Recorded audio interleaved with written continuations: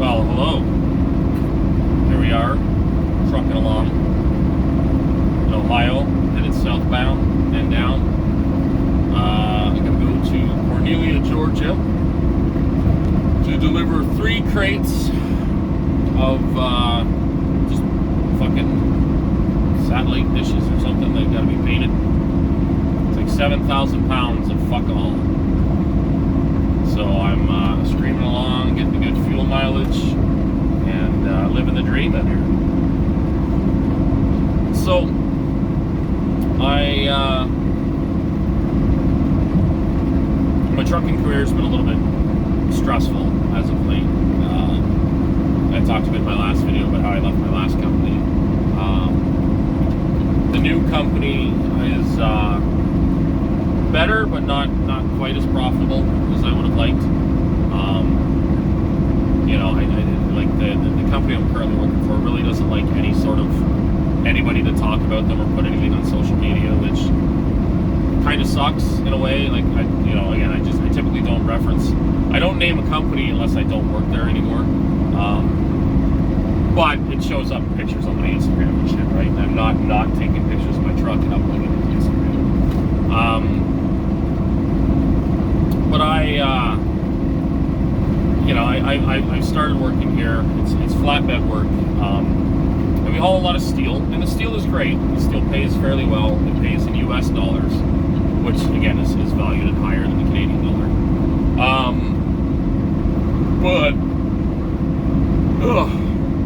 I've had a few weeks that were really low paying. I had 1 week where I made $32. That's a problem.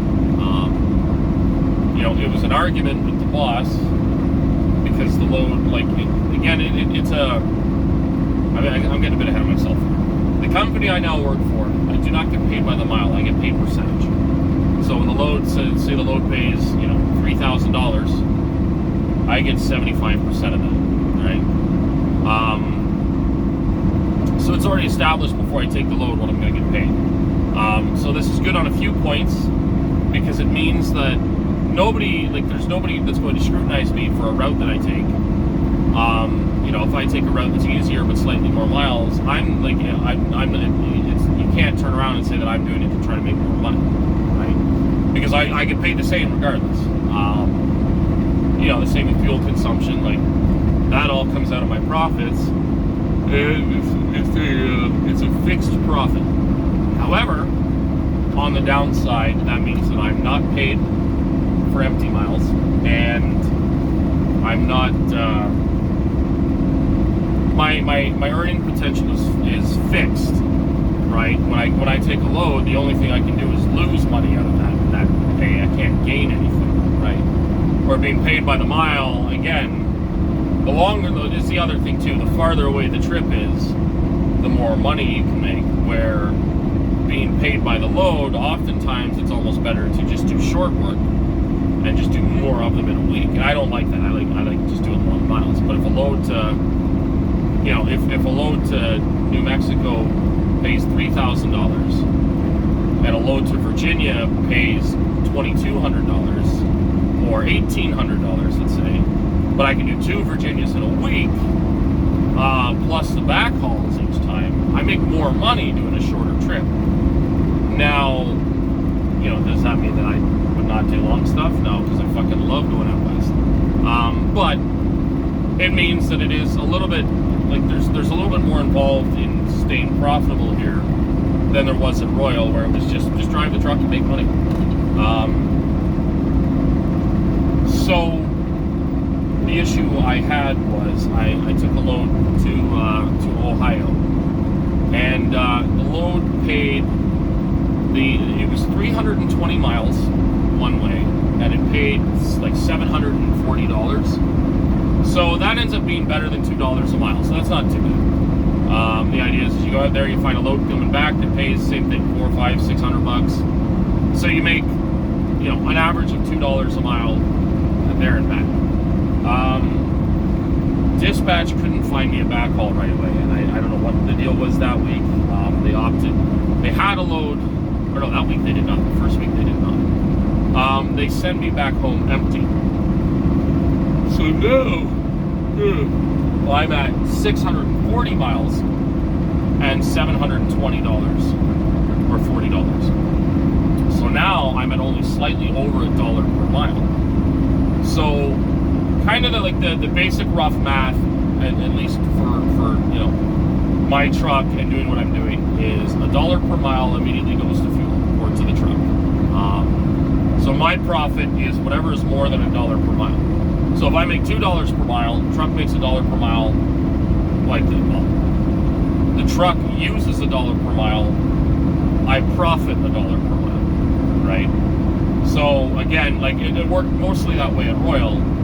If I did 1,000 miles, I made $500, or I made $1,000, right?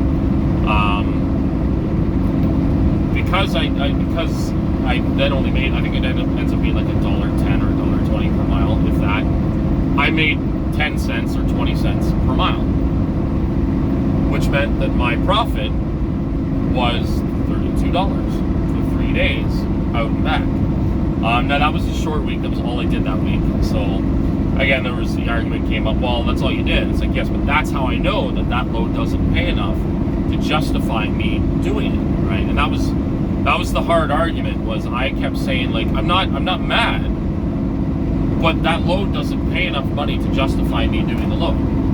But because I now also pay for my own insurance, if I did not do that load, I would have owed the company money, right? So I worked for essentially for free, just to avoid owing money, right? And again, I broke my rule because that's normally when I quit, right? But I'd only been here for, I think at the time, 3 weeks. So okay, I'm gonna, give it the benefit of the doubt and stick it out for a bit. And then I got another Ohio, and then I got another. And I'm like, okay, no, this is a problem. So at this point now, I don't do the Ohio ones. I'll refuse them, and I get told, well, that's what we have. It's like, okay, I'll send it over. Right? If you want to tell me that I owe you money, I'll quit. Right? I don't want to quit. I like the place. I like the people. The owner has tried for years to get me to work for the company. And he's had to jump through a lot of hoops with his insurance provider to get it done. But I also can't go bankrupt over company loyalty. Right? And that's the hard part that is really difficult to convey to people is, no, I'm not, it's not that, I'm not exaggerating. Oh, fuck, I'm going to go bankrupt.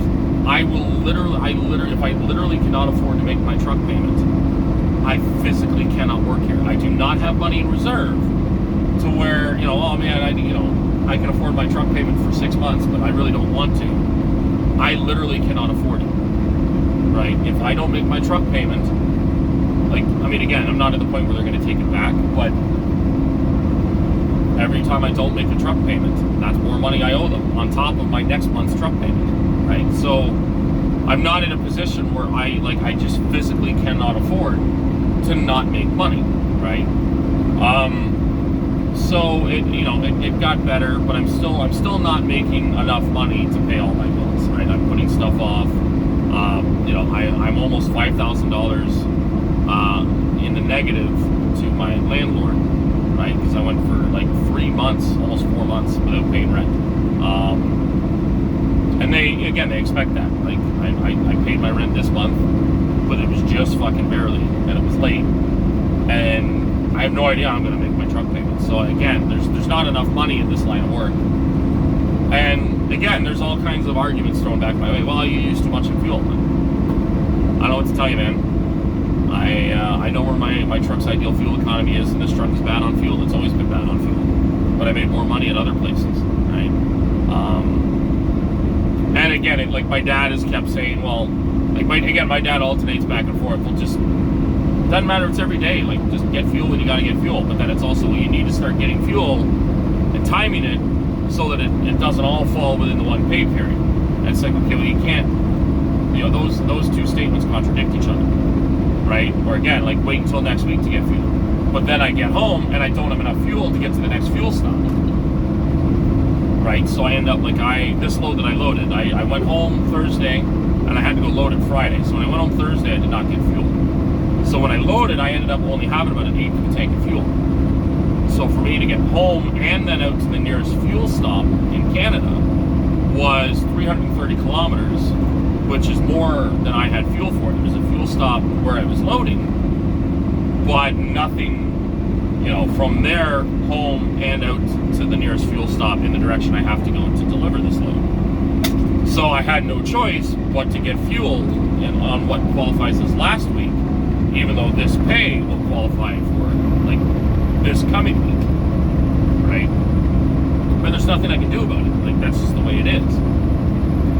So again, I don't like trying to penny pinch and work around things. Like, I genuinely miss working at Royal because it's just go. Like, it doesn't matter what the fuel cost is because you make so much fucking money that it gets absorbed and like the fuel cost gets absorbed.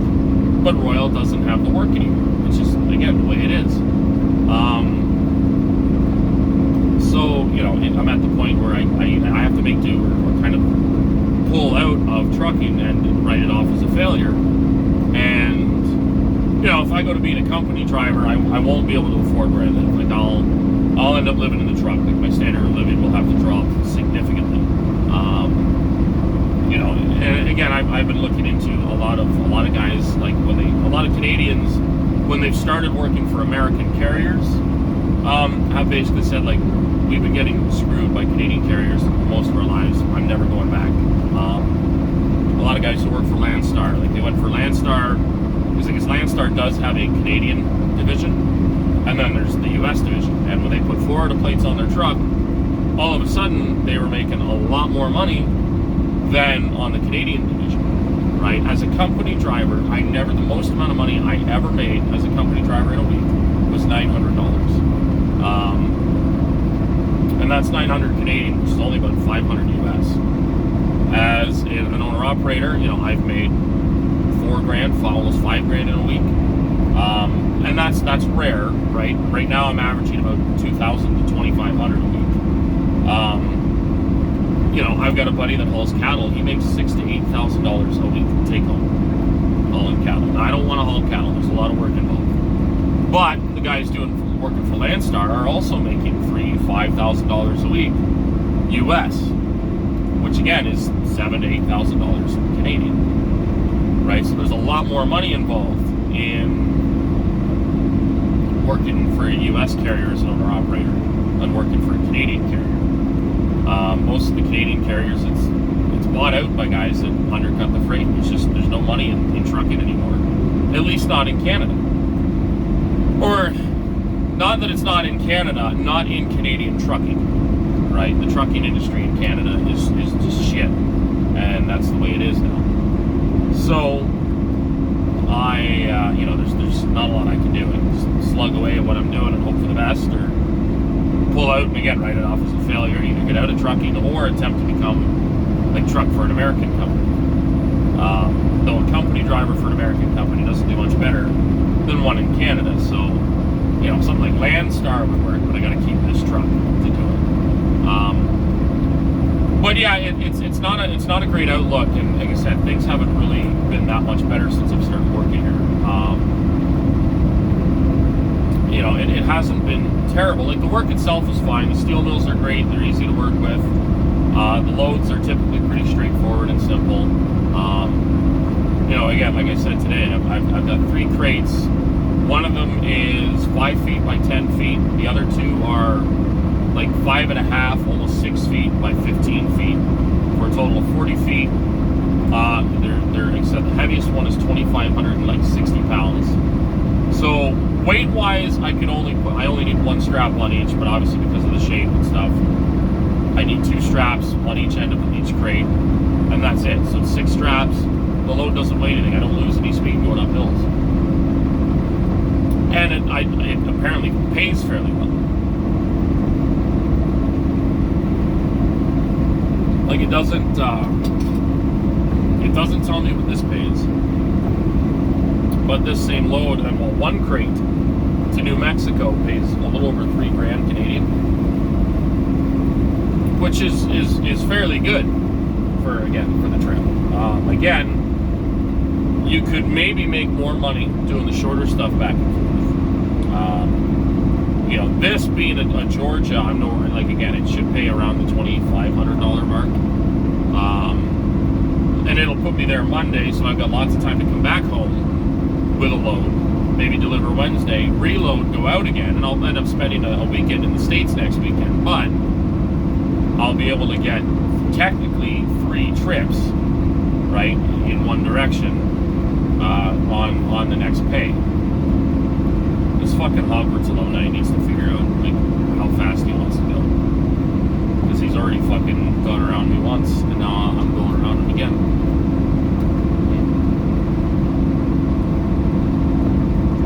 But again, some of it, like my dad has said, like you just gotta find your rhythm. I'm not entirely sure. Like again, it's one of those things. It's almost like when you're a kid and like somebody's explaining to you like when's the time to kiss a girl, like go on your first date, and it's like, oh, you'll know. It's like, but I don't know, right? It's the same with this. Well, you'll find your groove. It's like, well, what does that mean? You'll figure it out. It's like, but what does that mean? Like, what am I going to figure out? How to use less fuel? Like, you know, I mean, this truck gets its best fuel economy at 60 miles an hour in fucking 8 low. This Hogwarts alumni also needs to stay in his own fucking lane.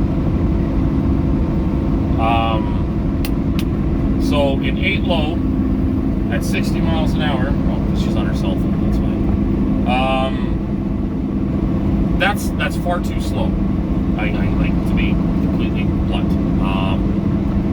You know, that's much slower than I like to travel, and that's slow enough that people are gonna start getting real fucking upset. That I'm, you know, again, especially down here, like we're out of town, the speed limit's 70. Well, I'm doing 10 mile an hour under the fucking speed limit. God, here's nobody's got my fucking headlights on either. And you know, I'm not in my top gear. Like, there's a lot of reasons why I personally don't like driving 60 mile an hour in 8 low. However, like, you know, the faster you go, the more wind resistance you're fighting. So that's why it's a little bit better there versus trying to match the same RPMs. Like, because if I do 70 mile an hour in 8 high, I'm around the same RPM I was at 60 in 8 low. But I'm also then pushing wind a lot harder, so my fuel economy is worse. Now, again, this truck is always kind of been a pig on fuel, whether it's the performance motor, whether there's been something wrong that nobody can identify because nobody's claimed there to be anything wrong. I don't know. But that's kind of, you know, where it's at. Like, this truck is not fantastic on fuel. And again, they never have been. Like, my dad's isn't that great on fuel either. But again, it's usually, well, you know, once you become a better driver, it's like, what bit of my driving can change to make my fuel economy better? And that's what nobody can answer. It's like, what, you know, when you ask, what could I do to get better fuel economy? There's no answer. It's just you'll get better as you go along. It's like, well, you're giving me shit for having bad fuel economy now. So what do I do to fix it? Right? And again, there's no answer, and I don't think there is an answer, because it's just, some of it could be shifting techniques, some of it could be I could have coasted up that hill and lost a whole bunch of speed instead of hitting the accelerator. Like, I mean, I'm sure there's plenty of things that will affect it, but you know, a lot of the things that might affect my fuel economy are not necessarily like practical or doable. I mean, one of the big ones is my idling time. Right? My dad idles just as much as I do, and he admits it because, again, he's a husky dude. He does not have a gen set or a gen pack, whatever you want to call it, on his trailer, or on his truck. Sorry. So he, you know, he knows that our idling times are both high. Where my boss is giving me shit for it, even though it's my truck. And that's one big source of annoyance. I don't mind advice on what to do with the trailer or how to load or unload a load, right? Because that's his ballpark and the trailer is his equipment. But I don't like somebody telling me what I should and shouldn't do with my truck. especially because he presents it like a lot of people do, in that shitty way where they'll ask you a question, and it's one of those ones where really no matter how you answer it, no, it's because of this, right?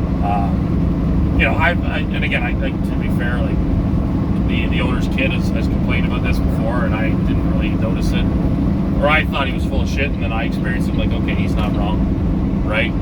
He could say the sky is blue, and you could say, yeah, it's blue. And he said, no, it's a shade of, you know, turquoise. It's like, but you just said the sky is blue. No, I didn't, right? And that's, I think it's a common trucker thing, right? Where somebody wants to tell you to educate you or teach you something, right? And it's not always like a positive thing. It's not teach you a lesson, because that usually implies they're beating you up. But like, you know, the truck driver wants to be smarter than you. So again, a guy can argue for one thing, and you argue the same point, but he'll then disagree with you, and he'll try to rephrase his same point again to make it seem like it's different, or there'll be an add-on to it. You know, well, what RPM does your motor like running at? Like, what RPM, you know, most Cummins should be at 1500 RPM. So what do you run it at? Yeah, about 1450, 1500. Okay, well, what gear are you in? Top end. Well, no, in the 8 high, you should be at this, right? And I'm just making an example up. It's like, okay, but you just said where it should run at, and I agreed. And then you're like, well, where do you run it? And I said exactly where it should be at. And then you come up with a third, like, point that makes me wrong, where we just spent the last 5 minutes establishing that we were both agreeing. You know, we were both in agreement about what RPM the truck should be at, right? And that's, you know, that's kind of a common thing. So like the owner of the company, he has a gen pack on his truck, and he fucking hates it, but it's there. He asked me, the first one was, he asked me, how long do I wait in the morning before using my engine brakes? I said, I wait until I need to slow down. He said, no earlier than 3 minutes after you start that truck. And I'm sitting there like, motherfucker, I start the truck and I sit there for 15 minutes doing my pre-trip. Like, I have never at any point in my fucking trucking career turned the truck on, gotten onto the fucking road, gotten up to highway speed, or a speed where I would need to use my jakes to slow down, and then use my jakes to slow down within 3 fucking minutes of turning the engine on. Right? It's never happened. Just getting out of the truck stop and onto the you know, whatever road is outside of the truck stop is more than 3 minutes. Right? And again, getting on up to speed where I would need the engine brake is even longer. I've never done that. So maybe it's accurate, but it's a moot point. Right? What he wanted to argue, because again, well, no, Dan, and again, that was the one. It's like, it's when I need to slow down. Like, no, and it's like, but when am I using I've never used my engine brake within 3 minutes, right? The other one was, again, like, how long do you wait before you turn your truck off? And it's everything. The answer to all of these is 3 minutes. I'm gonna put that out there right now. Everything is 3 minutes, 2 to 3 minutes, right? How long should you wait before you turn your truck off? I mean, my truck shuts itself off after 1.5 minutes at dead idle, so 1.5 minutes. No, 3 minutes. It's like, okay, well, if I idle it up to keep it running, the engine's not cooling down because it's idled up. It's at about 900 RPM. Well, to run it at dead idle, then it shuts off after 1.5 minutes. And again, he doesn't, because he runs cat motors, they just don't turn off. So, again, you get the kind of the blank, like, it's a combination of blank stare and like a look of disgust. Like, what do you mean it just shuts off, right? It's like, the truck is designed to automatically turn off after 1.5 minutes to reduce idle times. So it shuts off after it's 1.5 minutes or 2 minutes.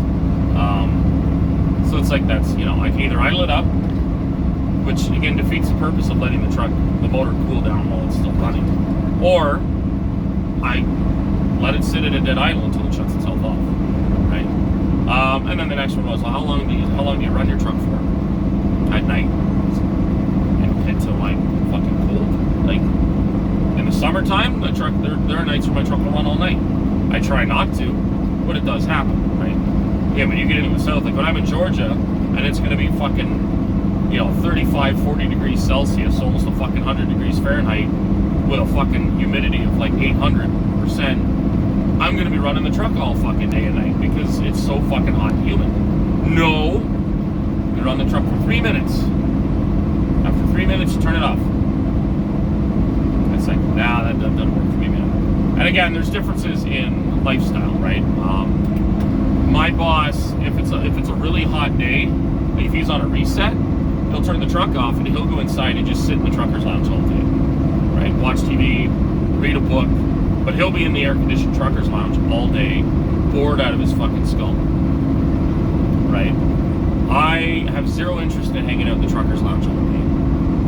I'm going to be in my truck. I'm going to be playing my video games or watching YouTube or Netflix or whatever. I'm not going to go and sit in the trucker's lounge and stare at a wall for my whole day off, right? So the truck runs and I don't care. I know that that's a, like, I've got, my engine hours are, I don't think they're higher than a lot of guys that are not running like gen packs or anything, but my engine hours are going to be the engine hours of somebody that runs, that does not have a gen pack, right? Where my boss, he shuts his truck off, and like I said, if it gets hot, he'll leave the truck and go inside. I'm saying I'm not doing that.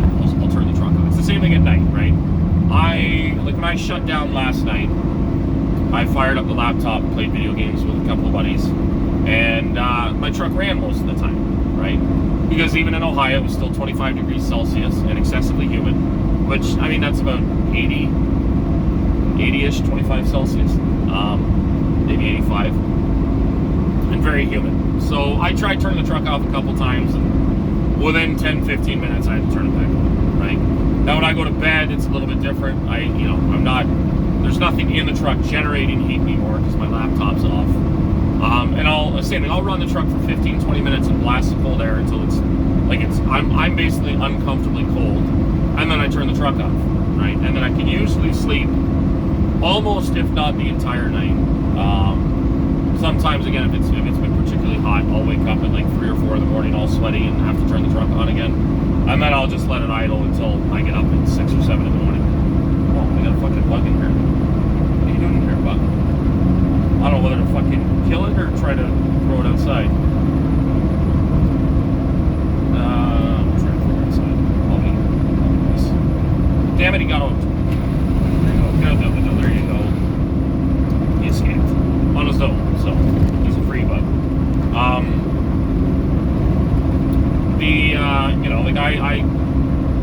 My boss would have stopped the truck, and he wouldn't have stopped so early because the sun was still on. He would have waited until the sun went down to shut down. But B, he would have gone inside, right? Now the Petro I stopped at last night, I think there's a driver's room somewhere, but it also has when you walk in, there's a big foyer with a bunch of chairs, like massage chairs and stuff that you can hang out in. He would have hung out there, and it's like, that's great, but I don't have much interest in hanging out in a room. And again, because he, like most truck drivers, he'll strike up a conversation with somebody and talk about all the cool trucker stuff he's done. And again, I sound like I'm really shitting on my boss, and there's a reason why he's my boss as a truck driver, and myself and my dad have only ever just worked for someone else, right? It's obviously what he's done has worked, but it's also not something I want to do for myself, right? When he's not at work, he's talking about work, right? When I had to go to his place last weekend because I had to fill out some more paperwork, we went back to his place after for a beer and I could hang out with his kid because, again, we're friends, and all he talked about was work. He loves trucking to the point where that's almost the only thing he really thinks about or cares about. He rides motorcycles, but it's very rarely. most of his life, most of his passion is trucking and trucks. And that's not so much the case with me. I love trucking, I love trucks, but I'm not to that extreme, right? I like having hobbies outside of trucking. I like having a social life that is not associated with trucking, right? I don't often associate with truckers. Most of my trucker friends, with the exception of my boss's son, were actually all guys that only started trucking around the same time I did. So when I first started talking to them, they actually weren't truckers, right? They're all, I guess, less of like this stereotypical long-term old boy truck driver that, again, everything in their life is trucking. That's all they care about. That's all they want to do, or that's all they know what to do, right? Like, again, like my boss is, and he said he has hobbies, and he will argue up and down that he's got plenty of stuff he does outside of trucking. But I had a 3-day weekend. He had a 3-day weekend. I spent Friday working on the truck. I had to install wiring to be able to use a dump valve for my trailer, like almost like a lift axle, but it just takes all the air out of one axle so that it doesn't carry the weight and can kind of drag across the ground without like bending the tires, because I have a spread axle trailer. So as you turn, because the axles are so far apart, there's a lot of torsion being placed on those axles, so the tires start to like almost look like they're going to peel off the rim. So by dumping the rear axle, the trailer mostly pivots on the front axle, the rear axle just kind of skims over the ground. Because he insisted I get it, so I spent all day Friday doing that. Then he called me Friday and said he needed me to come in Saturday to do all this paperwork. So I spent 7 hours Saturday, well, almost 10 hours, doing all that paperwork. And then Sunday was my 1 day off on my 3 days off. And I spent it trying. I went to band practice and then basically spent the rest of it doing as little as possible. He was in the shop working on the trucks. Right? When he's at home, that's what he does. And again, I'm making it sound like there's something inherently wrong with that, and there is not. Like I said, there's a reason why he owns a fairly successful small trucking company of 7 or 8 trucks, and I am a struggling owner-operator, right? There's absolutely a reason. Like there's absolutely a benefit to his mindset, but I don't like or want that mindset for myself, right? I am much more like my dad. I want to drive trucks. I love driving trucks, but when I get home, I'm not a truck driver. I'm a fucking, I'm a friend. I'm a, my dad's case, he's a father and a family man, and that's his thing, right? My dad is very my dad, if it wasn't for the fact that, like, he obviously does wear some of his trucking fandom on his sleeve, like t-shirts and stuff, you wouldn't immediately peg my dad for a truck driver, where you would immediately peg my boss for a truck driver, I guess is the way to put it, at least as a truck driver myself.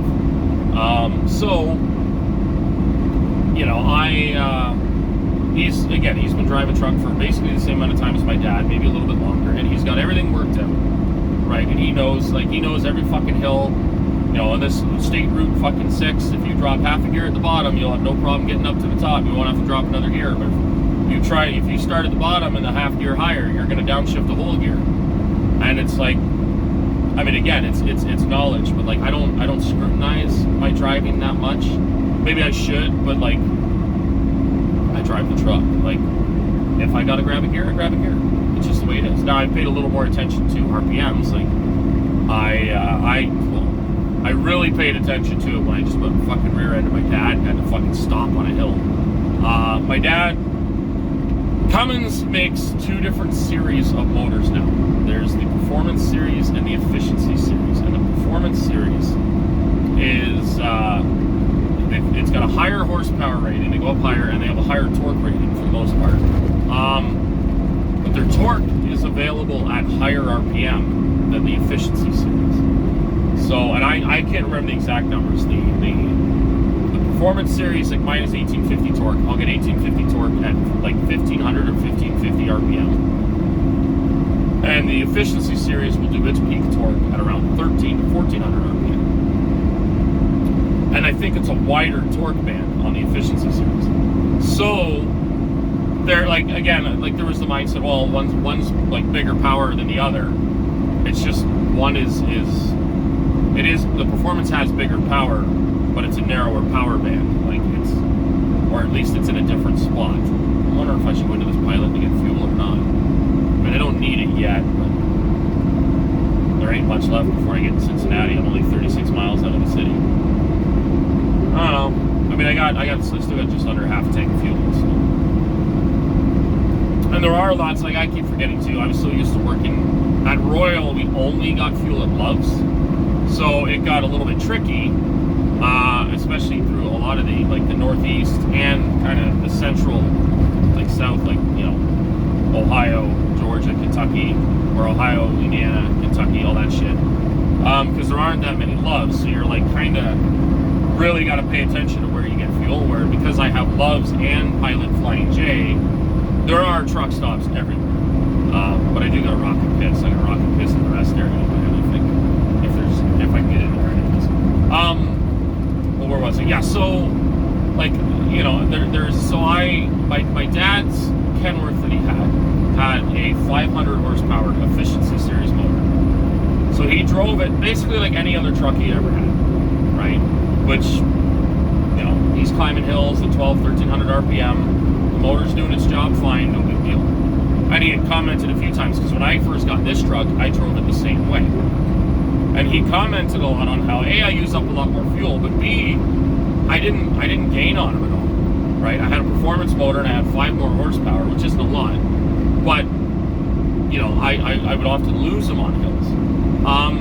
And then I started looking into it, and my buddy, the boss's son, he looked into it and realized that this truck's optimal RPM range, like even its cruising RPM, is 1,500. So, or 1,450, 1,500. So once I started keeping my RPMs higher, I had a lot less problem pulling hills. And my dad, he bought a 389 about 8 months ago, and it has a performance series. And the same thing, he drove it like every other truck he's had. And I had, it was 3 weeks ago. We both had to, he had to go to, I think, Alabama, and I was going to Georgia, so we could run together down to basically Knoxville, Tennessee, and then split up. When we left the house, the main road just outside of our house is Airport Road, and it's all like not very long but steep hills, and there's quite a few of them.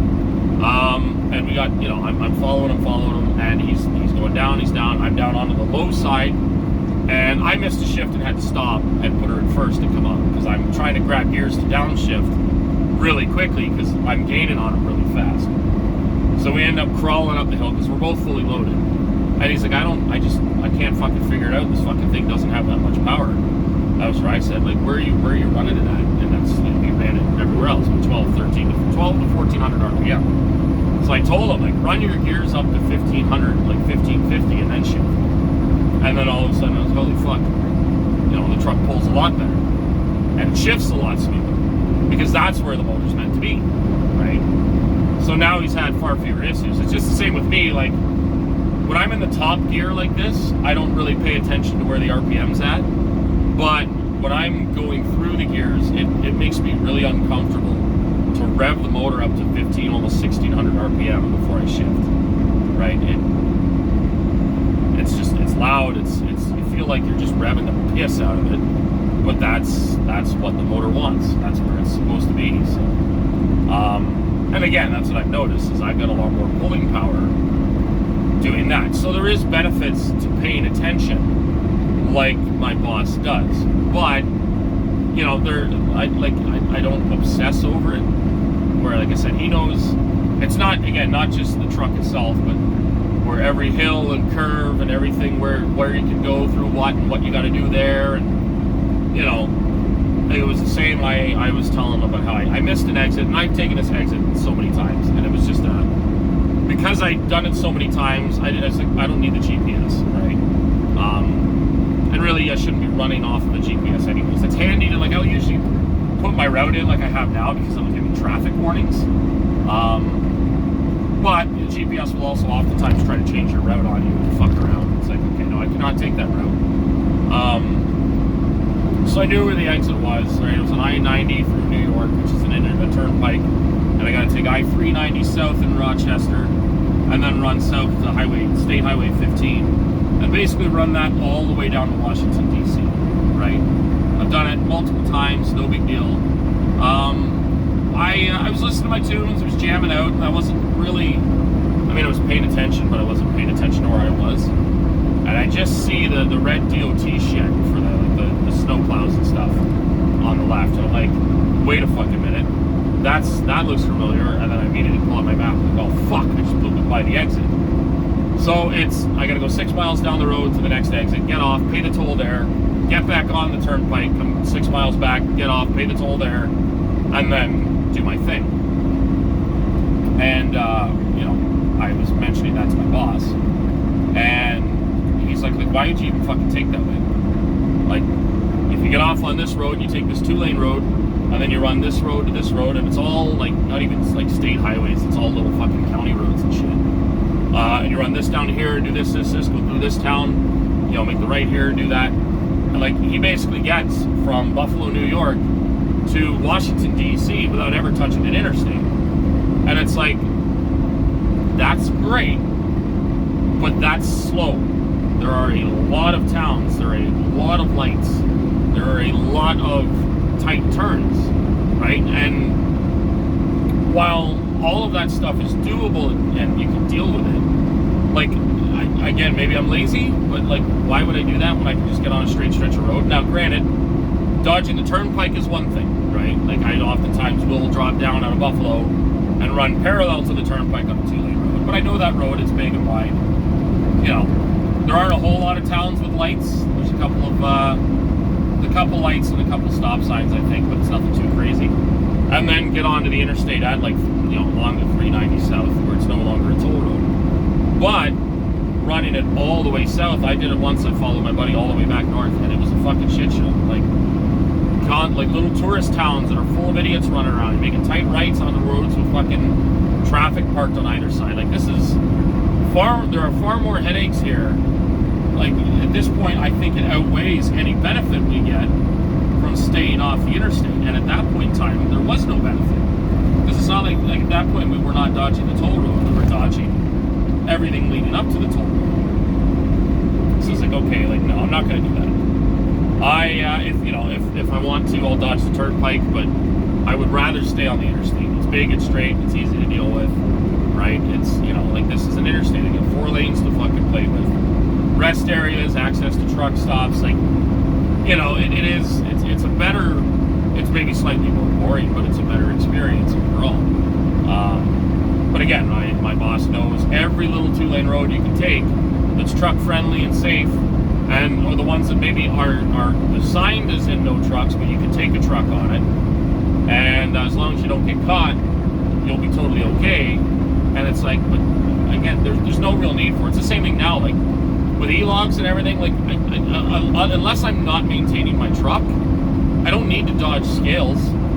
Like, I'm not overweight, especially not now. There's been some times where I've been loaded overweight and I gotta run like way under on my fuel, right? So I have had to dodge a scale or two, but it's like, on average, as long as I show up at the fucking mill with half a tank of fuel, they'll never let me leave over 80,000 pounds, right? So if I run half tanks, that's enough fuel that I'm not paranoid about, running out of fuel where there's nowhere to stop. But it's also, it's also light enough that I'm kind of meeting the mill halfway, right? Like, yeah, I can't show up physically capable of taking 50,000 pounds because I'd be empty. But, I can run a little bit lighter on my tank so that they can get the full load out if it's like 46 or 47,000 pounds.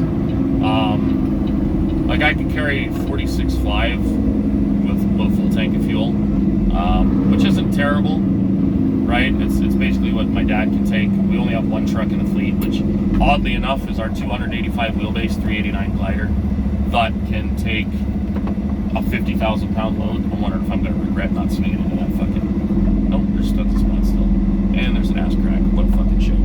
Oh fuck, I need to go down to the end with a fucking tanker. Fuck parking in the middle of all this shit. But yeah, no, there's what was I gonna say? There's a lot of, a a lot of stuff that is probably a little bit overkill when it comes to, you know, worrying about your like trucking habits, right? I mean, again, most things that help save fuel, absolutely, and there is some stuff that I should adopt more. But I also, you know, I'm not taking fucking dirt roads everywhere. I'm not taking back roads everywhere. It was the same. I fucking, you know, I went on a delivery, or I went and picked up at a brick place, and my buddy had suggested, he's like, oh, you go this way, and I go in there, and it's a fucking dirt road, like a gravel road, and it's just, my truck gets filthy. I'm like, why wouldn't you go the fucking other way? Well, it's slightly longer. I'm like, yeah, but it's fucking paved, right? It's like, okay, well, why would I fucking go the fucking short way that is... my truck was just fucking a mess after that, right, on the outside. It's like, why did I just do that to myself? Like, why wouldn't I have gone the long way and taken the paved road? Like, and it's, when I say longer, it's the one route, at the point where I was debating the two routes, like I was almost there. So it's like the one route is like 4.5 minutes and the other route is 7 minutes. So it's like, it's not even a, you know, it's a 2.5 minute difference. But, you know, again, it was what it was. And it was like a loosely graveled road. Like, so it was fucking, you kind of fishtail a little bit and shit. So, which I guess is fun, but the amount of fucking dust you kick up is just fucking ridiculous. So, anyways, I gotta go inside and, you know, empty the tank before I go muck around in Cincinnati. So I will catch everybody who watches these. I'm so fucking sorry for you on the flip side. So have fun, you know, be safe.